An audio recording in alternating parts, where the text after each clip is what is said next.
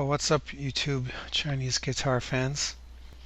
So I just ordered my first Chinese knockoff guitar, and I just want to give a shout out to the guys who helped me a lot with their YouTube videos. Guys like China Guitar Skeptic, ESP Guitar Lover, Dave in Texas, Nick in the States, Pixie Licks, and Telepathic Traffic. I learned a lot from you guys, so I decided that I didn't want to take the risk buying one of the more expensive Chinese guitars off AliExpress, so I basically decided I was going to do an off-the-shelf El Cheapo just to see what you get. So I ordered what is supposedly a Jimmy Page #2 guitar, and the seller sent me some photographs. The guitar looked reasonable. It didn't really match the Jimmy Page #2 look, but it was close enough, and it's actually quite close to my Ibanez 1975 Lawsuit Les Paul in terms of color and overall appearance. So I had the guy send me some photos with the actual shipping form on them, and he was very obliging. And about 7 days after I placed the order, the big yellow box arrived. So I'm going to do a quick unboxing and just show the general appearance of the guitar.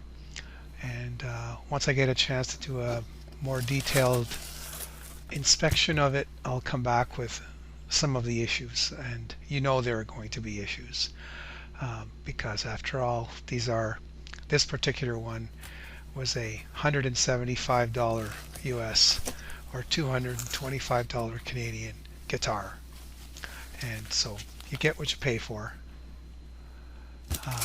So on first glance, it looks very nice and shiny. It looks relatively accurate in appearance until you start studying the details, of course. This foam wrapping stuff is a bit annoying to try and get off with one hand. Sorry, but I'm holding my iPad with one hand and trying to unwrap it with the other. My HD video camera, my Sony HDR S12, is on the fritz right now. The LCD panel goes to black every now and then, and the on-screen buttons don't work, so I have to get that fixed. So for now, I'm kind of stuck with using my iPad or iPhone or a cheap little Canon point and shoot. Anyway, here it is, the usual features. As you can see, the misspaced knobs, the silk screened custom shop logo in red right on the pickguard, the Gibson sticker on the back, and as you might be able to tell from this is a 3-piece body. However, unlike many of the other samples that I've seen, these guys didn't bother putting the thin veneer on the back to make it look like a one-piece.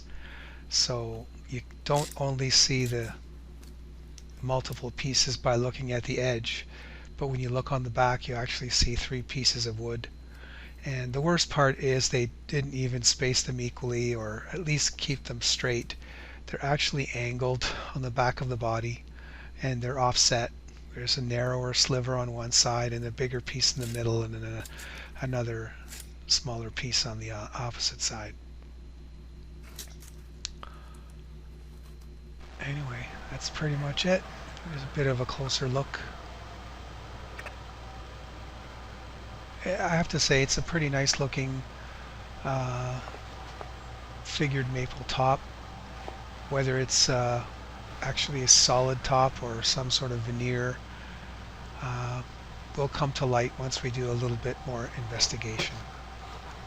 Frets look slightly tarnished, but that's nothing a little bit of cleaning up won't cure.